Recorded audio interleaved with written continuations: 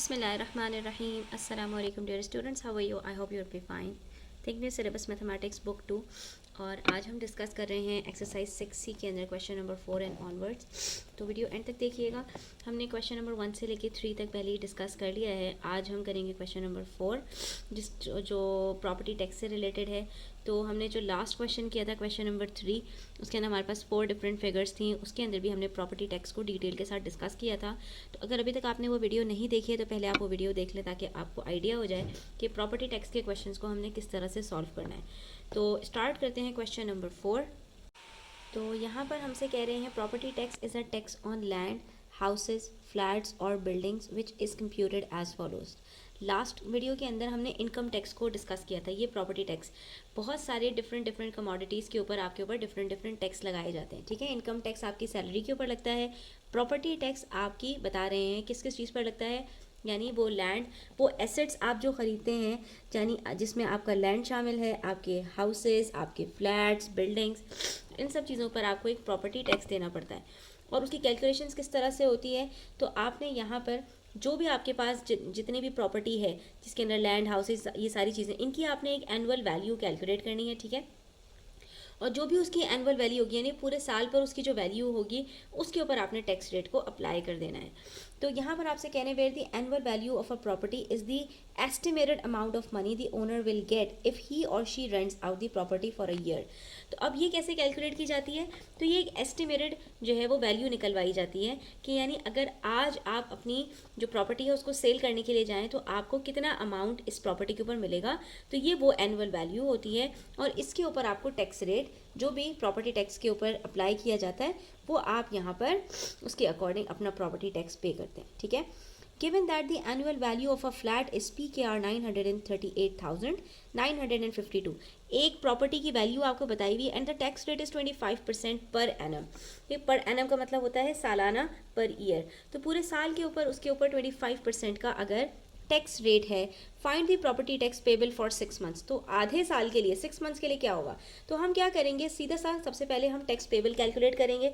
Tax rate given है और हमें जिसके ऊपर अप्लाई करना है वो भी गिवन है। इन दोनों को मल्टीप्लाई करेंगे, डिवाइडेड बाय 100 करेंगे तो हमारे पास tax payable for a year आ जाएगा।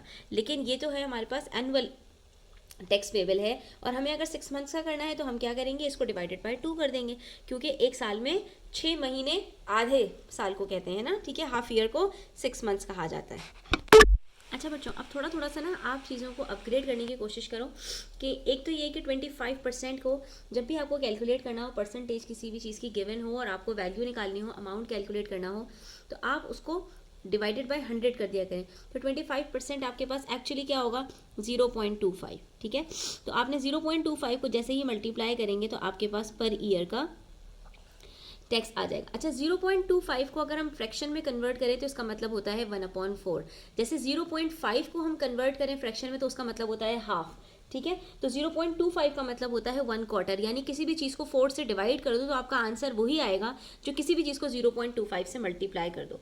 तो अब ये मैथ्स के अंदर आप लोगों को ये सारी चीज़ें पता होनी चाहिए। तो यहाँ पर अगर आप 938,952 को 4 से डिवाइड करोगे तो आपके पास यही आंसर आएगा, दैट इज़ 234,738। यानी कि एक प्रॉपर्टी अगर आपके पास है तो उसका एक क्वार्टर यानी कि उसके 4 पार्ट्स करो तो उसमें से एक पार्ट आपको अपना टैक्स पे करना है। लेकिन ये आपका जो टैक्स पेबल था ये पर एनम था और हमें जो टैक्स निकालना है वो पर 6 मंथ्स निकालना है। पर एनम का मतलब यानी ये 12 मंथ्स का आपके पास जो है वो है। तो आपके पास यहाँ पर जो टैक्स पेबल पर फॉर 6 मंथ्स होगा उसके लिए क्या करेंगे, तो जितने मंथ्स का भी आपको निकालना हो आपने क्या करना है, आप 12 से इसको डिवाइड करें। ठीक है, और 12 से डिवाइड करने के बाद आप इसको जितने भी मंथ्स के ऊपर आपको निकालना है, अगर 4 मंथ्स में निकालना है तो मल्टीप्लाई बाय 4 कर दें, 2 मंथ्स का निकालना है तो मल्टीप्लाई बाय 2 कर दें, 3 मंथ्स का निकालना है तो मल्टीप्लाई बाय 3 कर दें, 10 मंथ्स का निकालना है तो मल्टीप्लाई बाय 10 कर दें, 20 मंथ्स का निकालना है तो मल्टीप्लाई बाय 20 कर दें, हमें 6 मंथ्स का निकालना है तो हम मल्टीप्लाई बाय 6 कर देंगे। तो इसका अल्टीमेट क्या इफेक्ट आएगा, 6/12 का 1/2, यानी कि 234,732 को हमने डिवाइड करना है 2 के साथ। ठीक है, तो ये हमें 6 मंथ्स का जो पे करना होगा that would be 117,369 rupees, that's all. ठीक है, अगला जो सवाल है हमारे पास क्वेश्चन नंबर 5 वो इनहेरिटेंस से रिलेटेड है। इनहेरिटेंस कहते हैं वरासत को, यानी कि अगर किसी इंसान का इंतकाल हो जाए, कोई दुनिया से चला जाए, तो उसके पीछे जो उसके वारिसीन बचते हैं उनमें उस जाने वाले के माल को किस तरह से तकसीम किया जाएगा, ये इनहेरिटेंस में आता है। ठीक है, तो अब इसकी कैलकुलेशंस पूरी कुरान मजीद के अंदर अल्लाह ताला ने नाम के साथ सारी डिटेल के साथ बताई हुई है, सूरह बकरा के अंदर आपको ये मिल जाएंगे। ठीक है, तो वहीं से इसके अंदर कोई अलग से लॉज नहीं है, वो सारी परसेंटेजेस सारी अल्लाह ताला ने जो जिस तरह से उसको तकसीम करना है वो सारी अल्लाह ताला ने डिटेल्स बताई हुई हैं। यहाँ पर हमसे कह रहे हैं a man left savings of PKR 249,600 in the bank. किसी कोई शख्स जो है वो दुनिया से गया है तो उसके अकाउंट में तकरीबन 2.5 लाख रुपए पड़े हुए थे। 249,600 का मतलब है 400 रुपये कम 2.5 लाख रुपए थे। Determine the amount of inheritance his window, a son and 2 daughters will receive under the Islamic laws of inheritance। अब अपने पीछे जो उसने वारिस में छोड़े हैं वो उसकी एक बीवी है, ठीक है, विडो, जो कि बेवा हो गई, बेवा खातून को विडो कहा जाता है। a son एक बेटा है, and 2 daughters will receive the under the Islamic laws of inheritance। अब यहाँ पर आपको बच्चों थोड़ा सा आगे बढ़ने से पहले ये बता दूँ कि एक बेटी का जो हिस्सा है वो 2 बेटियों का जो हिस्सा है वो एक बेटे के बराबर है। यानी कि माल को जब डिवाइड किया जाएगा तो अगर किसी का एक बेटा और एक बेटी है तो उसके अंदर 3 पार्ट्स किए जाएंगे, 2 पार्ट्स बेटे के पास जाएंगे और 1 पार्ट बेटी के पास जाएगा। तो यहाँ पर अगर एक सन है, एक बेटा है और 2 बेटियाँ हैं तो हम क्या करेंगे, 4 हिस्से करेंगे, 2 बेटे को मिलेंगे और एक दोनों बेटियों को मिलेगा। ठीक है, ये अल्लाह ताला ने रखा है और इसके अंदर कोई नाइंसाफ़ी नहीं है।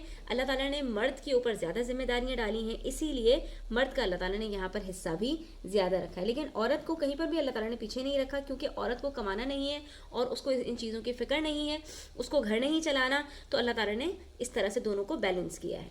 एनीवेज, तो यहाँ पर अब हमें किस तरह से इसको डिवाइड करना है। अच्छा, जो खातून हैं अगर उनके बच्चे हैं तो उनको डिफरेंट जो है वो तरीक़ों से पैसा मिलता है, और अगर उनके बच्चे नहीं हैं तो उनको डिफरेंट तरीके से पैसा मिलता है। ठीक है, अब यहाँ पर क्योंकि बच्चे हैं तो खातून को कितना हिस्सा मिलेगा, 1/8। ठीक है, 1/6 तो माँ बाप का हिस्सा होता है, 1/8 जो है वो खातून को मिलेगा। ठीक है, इसको स्टेप बाय स्टेप हम कैसे सॉल्व करेंगे। सबसे पहले यहाँ पर हमें जो खातून है उनका शेयर निकालना है। तो विडो का शेयर हमेशा क्या होगा, अगर उसके बच्चे हैं तो 1/8 ऑफ द अमाउंट। ठीक है, तो हम क्या करेंगे, 1/8 को मल्टीप्लाई कर देंगे 249,600 से और हमारे पास यहाँ पर विडो का शेयर आ जाएगा। उसके बाद उनका शेयर देने के बाद जो पैसे बचते हैं वो बच्चों में तकसीम होंगे। तो यहाँ पर हम इसको डिवाइड कर दें 8 से, हमें पता चल जाएगा कि जो उनकी बीवी जो बेवा हैं उनको कितने पैसे मिलेंगे, तो उनको 31,200 रुपीज़ मिल जाएंगे। ठीक है, उसके बाद यहाँ पर हमारे पास जो रिमाइंडर अमाउंट है सबसे पहले हम उसको कैलकुलेट करेंगे कि बाकी बचा कितना। उसके लिए हम इन दोनों को सब्ट्रैक्ट कर देंगे। ठीक है, अब आगे की जो कैलकुलेशंस करनी है ना, अब जो रिमेनिंग अमाउंट बच गया है उसके ऊपर होगी। तो हमने यहाँ पर क्या करना है, पहले एक रेशो बना लेना है कि बेटे का हिस्सा बेटी के हिस्से से कितना जो है वो अमाउंट है। ठीक है, तो सन्स शेयर और डॉटर्स शेयर। अब हमारे पास यहाँ पर 2 बेटियाँ हैं और 1 बेटा है। ठीक है, बेटे का जो हिस्सा होता है वो 2 होता है और डॉटर का जो होता है वो 1 होता है। ठीक है, अब बेटा एक ही है तो 2 हिस्से बेटे के, लेकिन बेटियाँ 2 हैं तो 1 × 2 कर देंगे। ठीक है, आपने यहाँ पर इनिशियली 2:1 लिखना है, उसके बाद जितने नंबर ऑफ सन्स हैं उससे आपने नंबर ऑफ सन्स को मल्टीप्लाई कर देना है, जितनी नंबर ऑफ डॉटर्स हैं उससे आपने उसको मल्टीप्लाई कर देना। अब बेटा तो एक ही है तो 1 से मल्टीप्लाई करने का कोई मतलब नहीं है, लेकिन यहाँ पर बेटियाँ 2 हैं तो 1 को हमें 2 से मल्टीप्लाई करना पड़ेगा। ठीक है, तो हम इसको हमेशा इसी तरह से लिखेंगे 2:1 करके। ठीक है, अब अगर बेटा एक भी नहीं हो तो मल्टीप्लाई बाय 0 कर देंगे। ठीक है, बेटी एक भी नहीं हो तो मल्टीप्लाई बाय 0 कर देंगे। ठीक है, तो इस तरह से हमारे पास यहाँ पर इसको, तो ये हमारे पास आ जाएगा 2:2, यानी कि 2 इक्वल पार्ट्स हमारे पास होंगे और एक पार्ट बेटे के पास और दोनों बेटियों के पास चला जाएगा। ठीक है, तो हम यहाँ पर बता देंगे कि बेटे का शेयर कितना होगा, 2/4। टोटल हमारे पास कितने शेयर बन रहे हैं, 2 + 2 4। ठीक है, और बेटे का उसके अंदर से 2 है तो फ्रैक्शन हमारे पास 2/4 यानी half of the remaining amount. हम इसको मल्टीप्लाई कर देंगे रिमेनिंग अमाउंट के साथ। ठीक है, तो बेटे का जो हिस्सा बनेगा वो आधा जितना रिमेनिंग अमाउंट है उसका बन जाएगा, क्योंकि 3 ही बच्चे हैं, 2 बेटियां हैं, एक हिस्सा दोनों बेटियों के पास आधा आधा चला जाएगा और दूसरा हिस्सा बेटे के पास चला जाएगा। तो हम जब इसको 2 से डिवाइड करेंगे तो हमारे पास आंसर आ जाएगा 109,200। ठीक है, तो बेटे को इतना मिल जाएगा और डॉटर्स को कितना मिलेगा?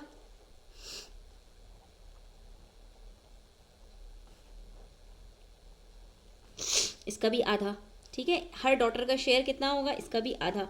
तो ये हमारे पास आ जाएगा 109,200 डिवाइडेड बाई 2 विच इज़ 54,600।